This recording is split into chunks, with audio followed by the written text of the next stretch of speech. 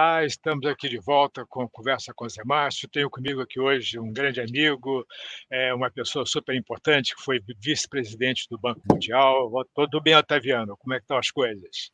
Tudo bem, Zé Márcio? É um prazer estar aqui contigo de novo. Muito obrigado por ter aceito o nosso convite. É um prazer enorme ter você aqui conosco. Otaviano, acho que a gente tem aí um momento bem complicado na geopolítica e na economia internacional, né? Que temos uma eleição. Na verdade, o mundo está mudando bastante nos últimos tempos. Tivemos a eleição na Europa, com a vitória da direita na eleição europeia, depois na França, tá certo? E agora vamos ter uma eleição nos Estados Unidos, que é o maior país do mundo, o país mais importante do mundo. E na eleição americana temos aí alguns problemas bastante complicados, né? Quer dizer, tivemos o atentado contra o candidato Trump, agora tivemos o problema com o candidato do Partido Democrata, o Joe Biden, que está com problemas cognitivos. Como é que você vê esse cenário? Como é que você está, quer dizer, quais são suas preocupações em relação às eleições americanas?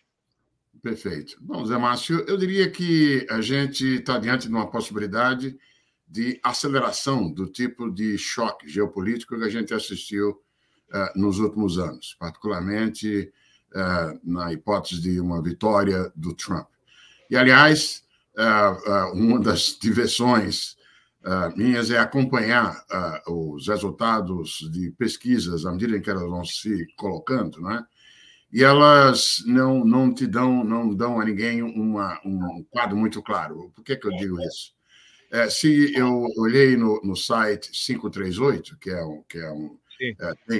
tem pesquisas confiáveis, e há 2 dias atrás, por exemplo, já levando em conta os efeitos da quase morte do Trump, as pesquisas mostrando, levando em conta o peso de cada estado, né, e a contagem eleitoral, né, que varia. Em alguns estados o winner takes it all, em outros você compõe, mas o fato é que, quando eu vi há 2 dias atrás, lá no 538, você tinha o Biden com 214 delegados e o Trump com 324. Né?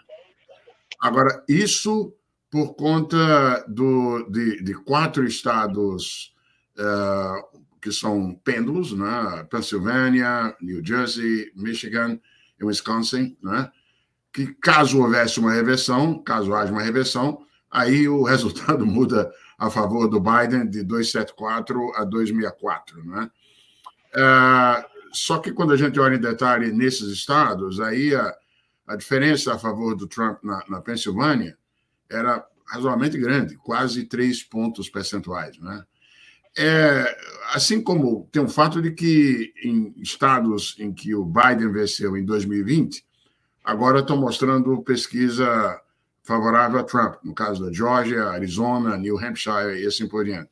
Então, tem muita incerteza. Hoje mesmo eu já vi algo do Independent, do jornal britânico, apontando noutra direção, e com e todas as fofocas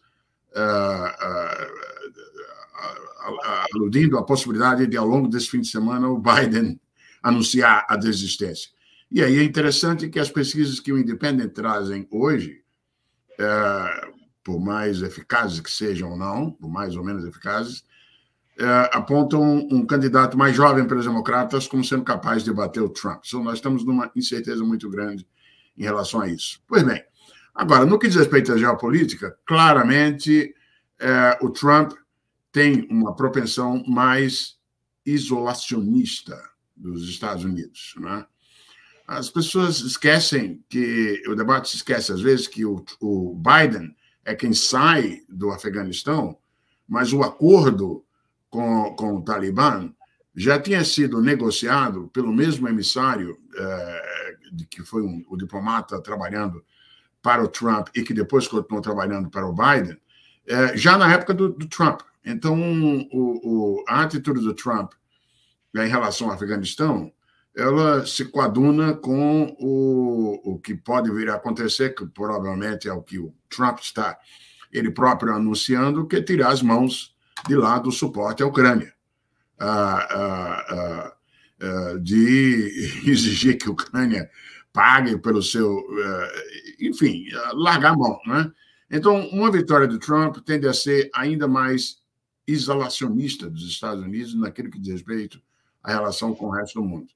O que, evidentemente, se combinar com uma atitude agressiva, mais agressiva ainda, em relação à China, isso vai, evidentemente, também trazer consequências no tabuleiro da geopolítica.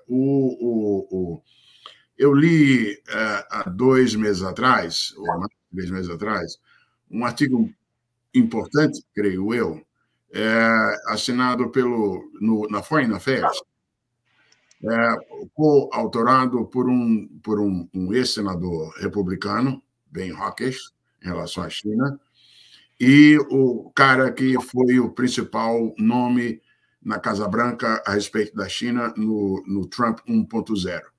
E o argumento deles é algo do tipo: Estados Unidos têm que proceder com a China assim como fez com a União Soviética, apostar num colapso.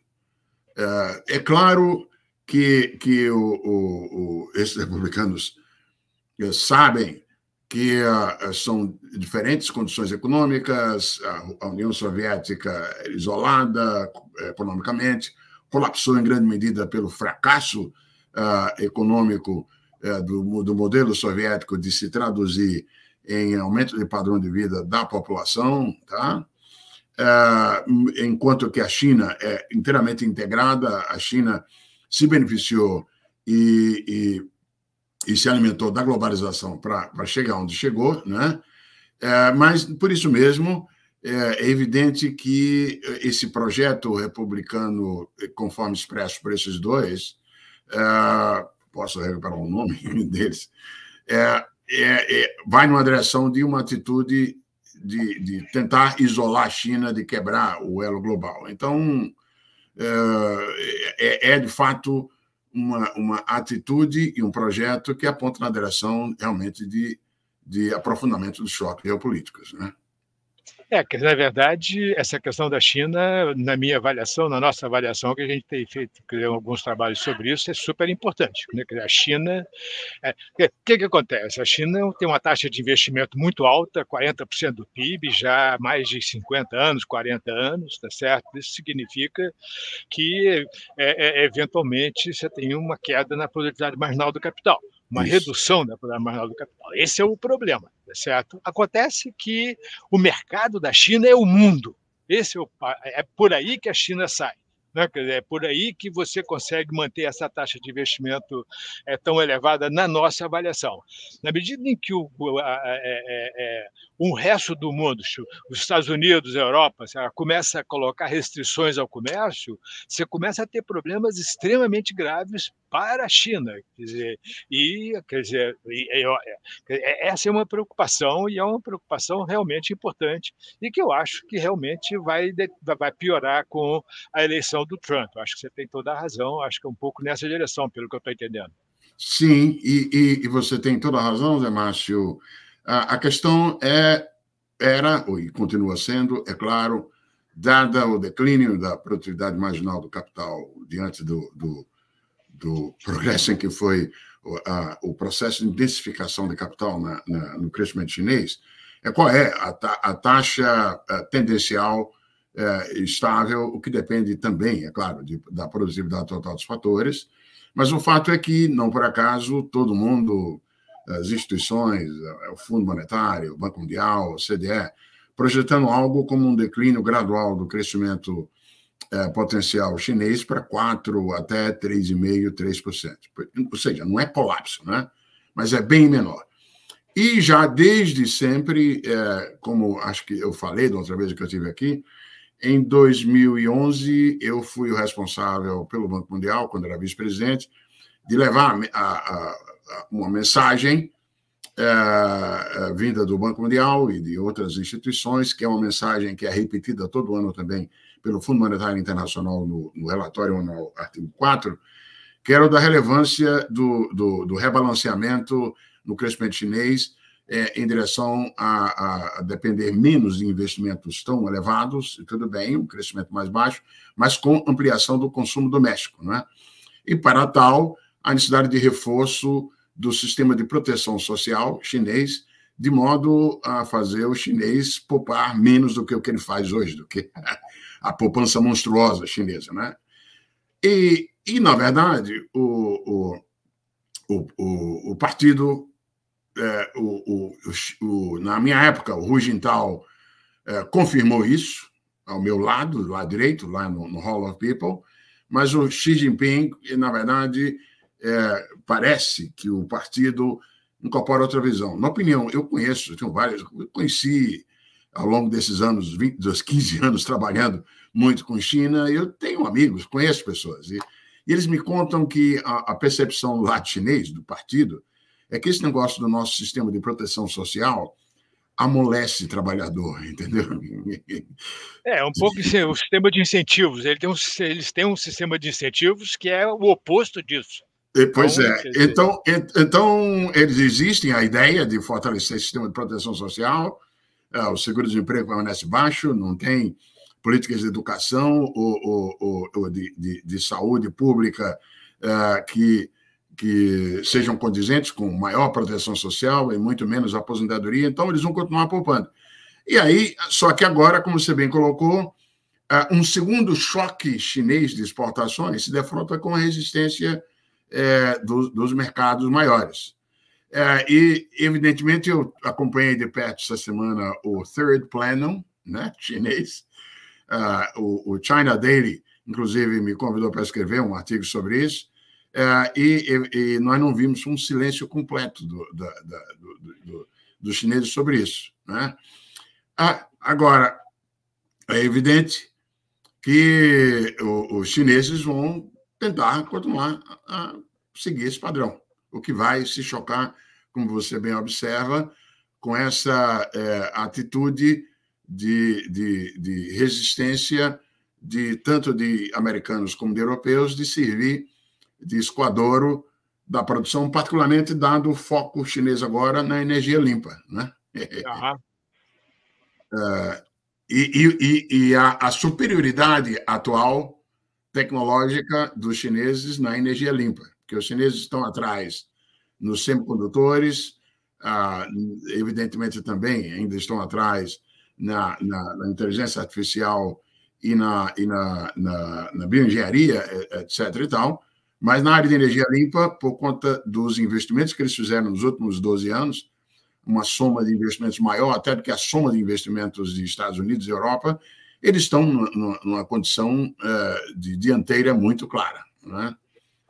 O que conflita com os objetivos, evidentemente, por exemplo, dos Estados Unidos e da Europa também. Certo, acho muito bom. Mas deixa eu voltar um pouquinho, porque acho que nessa questão da eleição americana tem algumas coisas que eu acho que vale a pena conversar. Primeira coisa que eu acho que é importante, você falou aqui que as pesquisas, você deu uma pesquisa que mostra que, no caso de uma substituição do Biden por um candidato mais jovem, o candidato mais jovem teria mais chance de ganhar do presidente Trump do que o presidente Biden, tá certo? Tem nomes? Olha, já vi pesquisas que me surpreenderam, apontando que até a Kamala Harris teria melhores perspectivas que o próprio Biden. Essa coisa realmente da idade dos problemas da cognição dele foram tão marcantes que mesmo Kamala Harris, que não é uma campeã de popularidade, segundo uma das pesquisas que eu vi, seria capaz de ganhar do Trump, né? Tem o governador da Califórnia, né? E tem também uma candidata do sul dos Estados Unidos que poderiam ser. Ou seja, existem alguns nomes, né? É claro, Zé Márcio, que a dúvida é que quanto mais o tempo passa, menor será o tempo para a construção do apoio e da disseminação do nome de um candidato que não seja o Biden. Agora, o que está, digamos assim, com pouca dúvida, é quanto à fragilidade da candidatura Biden contra o Trump. Isso, sem sombra de dúvida. Perfeito. Agora, uma outra questão que realmente também é importante, acho que nesse caso dessa eleição americana, é o candidato a vice na chapa do Trump. Isso. Como é que você vê essa escolha, tanto do ponto de vista da eleição, mas principalmente do ponto de vista do segundo governo Trump e do futuro das relações aí, políticas nos Estados Unidos? Pois é, o Vance é uma boa ilustração de como os nossos estereótipos caracterizando esquerda, direita, no passado, estão sob mudança, não é? O Vance é a encarnação do isolacionismo, do protecionismo, do ultraprotecionismo comercial, né? E juntando nesse ultraprotecionismo comercial uma postura anti-imigração. Aliás, como próprio, numa entrevista, eu fui atrás de uma entrevista dele no New York Times no começo do ano, e ele junta as duas coisas. É só pensar na teoria econômica, não é? É claro, como a gente sempre soube, o comércio ele é um substituto do deslocamento de fatores de produção e vice-versa. Então, a ideia do Vance, como a de muitos outros, é de afetar, de barrar, de segurar não apenas o ingresso de bens, o comércio, mas também o ingresso de pessoas, né?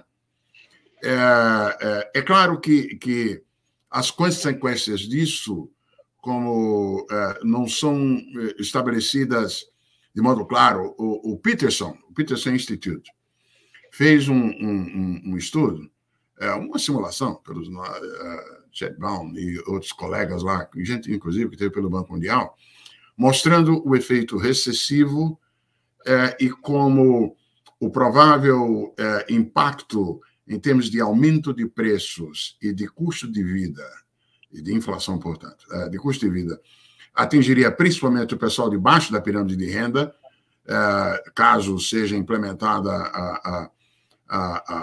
essa proposta do Trump, anunciada por ele, de 10% de tarifa sobre todas as importações e 60% sobre as chinesas, né?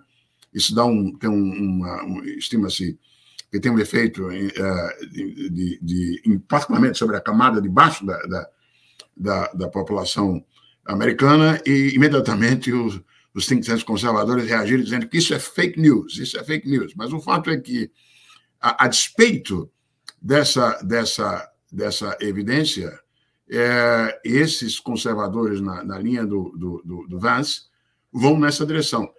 E se havia no passado, digamos assim, uma adesão menor a esse tipo de política entre os republicanos, a dominância avassaladora do Trump, e de tabela o Vance, aponta um partido republicano indo nessa direção. Quer dizer, a gente deve ter, de fato, com efeito, um acicatamento do tipo de medida comercial que o Trump 1.0, que o primeiro governo do Trump estabeleceu. Agora, ainda como ele próprio anunciou, com 1%, com essas tarifas que mencionei, 10% sobre todas as importações, 60% sobre as chinesas. E é interessante, Demarcio, também que é o seguinte, voltando, a gente se lembra de uma grande discussão no passado sobre as benesses ou não da moeda, da posição peculiar do dólar americano como moeda de reserva internacional, né? Quando os franceses vieram com a história do privilégio exuberante, eles se referiam ao fato de que ser o detentor da moeda de reserva dá uma prerrogativa aos americanos de ter um nível de absorção maior do que o produto potencial americano, dado que o resto do mundo dá bens e serviços para obter a moeda americana. Porém, essa visão, digamos assim, favorável do seigniorage, da vantagem de ser um emissor não é compartilhada por todos, porque há por exemplo, economistas como Michael Pettis, que insistem que, na verdade, o ajuste se dá pelo lado da subprodução americana. Na verdade, o nível de produção é inferior ao que seria não fosse a valorização do dólar e a posição do dólar como moeda de reserva. E eu vi o Vance mencionando isso. É possível até que a gente veja tentativas por parte do governo Trump. Certamente o Trump não gosta da valorização do dólar, dessa valorização do dólar. É claro, porque a lógica mercantilista não dá apoio a essa coisa de dólar forte e a posição do dólar. Aliás, o Vance até lá parece até democrata radical, contrapondo de um lado o interesse da elite financeira com dólar forte ao interesse real do americano de baixo, que é o de ter produção, etc. e tal, né? Então, a gente pode assistir o ressurgimento de tentativas de mexer com a posição do dólar em direção à desvalorização. Um método para isso, e aí isso combina com outra coisa, é uma coisa em aberto, qual é que vai ser a atitude de um eventual governo republicano em relação às big techs, em relação as big techs americanas têm sido uma fonte de sugamento de dinheiro do resto do mundo, tamanho, que, em parte, é um componente importante para explicar a hipervalorização do dólar nos últimos tempos, né? Olha, a atitude em relação às big techs é uma dessas variáveis que vão estar, digamos assim, nós vamos estar acompanhando de perto para saber para onde é que vai um eventual governo republicano, né? Agora, Otaviano, foi bom você trazer essa questão da moeda, porque aqui na Genial a gente está bastante preocupado com o fato de que o Ocidente, de modo geral, com a invasão da Ucrânia pela Rússia, o Ocidente está utilizando o seu domínio do mercado financeiro, quer dizer, seu controle do mercado financeiro internacional, para boicotar a Rússia, as relações comerciais da Rússia. Você acha que isso... Eu tenho uma preocupação particular, porque na medida em que começa a ficar claro que o Ocidente pode utilizar o sistema financeiro para boicotar um seu inimigo, você pode ter um problema aí de fuga do dólar. Você acha que isso está acontecendo? Você acha que isso pode ser uma questão que vai se aprofundar nos próximos meses, aí, principalmente no caso, como você está dizendo, no caso do Trump se eleger efetivamente? Eu acho que há limites nesse processo de desdolarização, Zé Márcio. Aliás, não é por acaso que a pesquisa mais recente, feita pelo OMFIF, aquele think tank inglês, que, entre outras coisas, faz um levantamento todo ano dos planos de bancos centrais, a expansão de reservas em renminbi, na moeda chinesa, pelos bancos centrais, arrefeceu no período mais recente. Eu diria que é verdade que vários países, particularmente aqueles ameaçados por potenciais sanções de Estados Unidos ou de Europa, tiraram o pé do dólar e cresceram reservas de outras formas, em ouro ou mesmo em renminbi. Mas há um limite para isso, que é o seguinte: por mais que haja sanções, investidores privados, a riqueza privada, na maior parte do mundo, não se sente mais segura botando dinheiro em ativos chineses do que em ativos americanos, né? Não, mas pode colocar em ouro, né? Parece que ouro tem sido a grande demanda. Sim, sim. Que, por sua vez, também tem limites enquanto reserva, né? Mas, de fato, a gente assistiu à própria diversificação de reservas em direção ao euro, em relação ao ouro, pelos chineses. Mas esse processo tem, digamos assim, um limite. O dólar tem demonstrado uma tendência de queda, mas uma queda de patamares de 60% para 40%, em parte também pelo uso crescente de outras moedas, mas não de plena substituição do dólar como moeda reserva em relação particularmente ao renminbi, ou a ouro, porque o ouro não constitui moeda reserva. Mas, então, portanto, eu diria que há um limite natural a esse processo de desdolarização. Agora... Eu não sou... É? Continua. Não, agora, é claro que esse processo de diversificação para fora do dólar pode ser acentuado na extensão em que a gente não tenha a continuidade do que aconteceu nos últimos anos. O influxo de recursos para a economia americana, particularmente atraída pelo desempenho do mercado acionário, é notável nesses últimos 10 anos, desde a crise financeira global.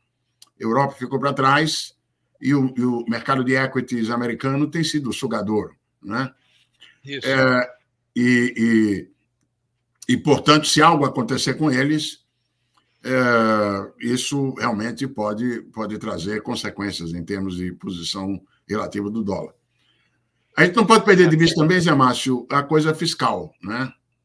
Eu ia falar sobre isso. Legal. Como é que você está vendo a questão fiscal no possível governo Trump, ou no governo Biden, ou no governo democrata? Como é que você está vendo a diferença entre essas duas coisas? Pois é, grande Zé Márcio, acho que a gente pode dizer que houve, nos últimos anos, uma mudança no regime de política macro, nos países avançados como todos, e nos Estados Unidos, principalmente. Deixamos para trás a era de inflação baixa, agora tendo uma suscetibilidade maior a choques inflacionários pelo lado da oferta, como esses que vão vir caso se estabeleça uma política de acirramento da guerra comercial, de tarifas, etc. e tal, além dos choques provenientes de fenômenos naturais, etc. e tal. Você tem mais inflação, portanto, os juros não vão voltar aos patamares tão baixos quanto que estavam, né? Essa é uma mudança clara de regime de política macro. Se isso vai ter implicações em termos de estabilidade financeira, a gente teve aquele susto o ano passado com os bancos regionais e com o Silicon Valley, mas que aparentemente foi limitado. Agora, onde tem uma mudança de quadro de fundo é no quadro da dinâmica fiscal. Nós temos, agora, enquanto os juros baixos dos 12 anos, e até um pouco antes da crise financeira global, digamos assim, tiraram de cena a questão fiscal, agora você tem taxas de juros mais altas alimentando o déficit, e esse déficit também sendo alimentado pelas políticas industriais, pela maior recorrência de políticas proativas, e gastos com armamentos também. Dívidas muito altas. Então, você tem uma dinâmica agora, que é uma dinâmica que pode virar explosiva. É claro que os cenários projetados pelo think tank independente do Congresso, o Congressional Budget Office, são bem explosivos, mas eles são resultado da aritmética, né? Pois bem, e nesse contexto, aí é importante observar como as eleições podem também trazer consequências em relação àquela lei que foi aprovada em 2017, no governo Trump, que deu isenções tributárias monstruosas, né? E que vai vencer agora em 2025. O cenário básico que se faz é que o Trump simplesmente a manteria, né? E ele tem anunciado isso, enquanto que o Biden, provavelmente, aliás, o próprio Biden já se referiu a isso, ele manteria apenas para americanos com renda abaixo de $400 mil por ano e reverteria, no caso de corporações, para cima e assim por diante. Ou seja, é possível, é provável que os riscos fiscais americanos sejam ainda maiores no caso de uma vitória de Trump. Aliás, historicamente, os governos republicanos, no passado recente, têm sido mais fiscalmente irresponsáveis do que os governos democratas, né? O que é um paradoxo desde a curva de Laffer. Agora, está vendo? Essa ideia, quanto que o governo americano pode arrecadar, pode ter de aumento de receita no caso das tarifas de 10%, quando se efetivamente colocar uma tarifa de 10% sobre todas as importações e de 60% sobre as exportações chinesas. Você tem alguma conta? Sim, tem uma conta. Eu vi uma conta da Moody's, também vi vi uma conta também referida pelo JP Morgan, tá certo? E mais ou menos as tarifas levariam um aumento de inflação, por exemplo, desde logo, um impacto de 1,5% no nível de preço e uma arrecadação em torno de 200 bilhões de dólares, tá certo? O que é insuficiente, inclusive, para outro plano até maluco, aludido periodicamente pelo Trump, que é o de substituir o imposto sobre a renda por arrecadação com a tributação sobre importações, né?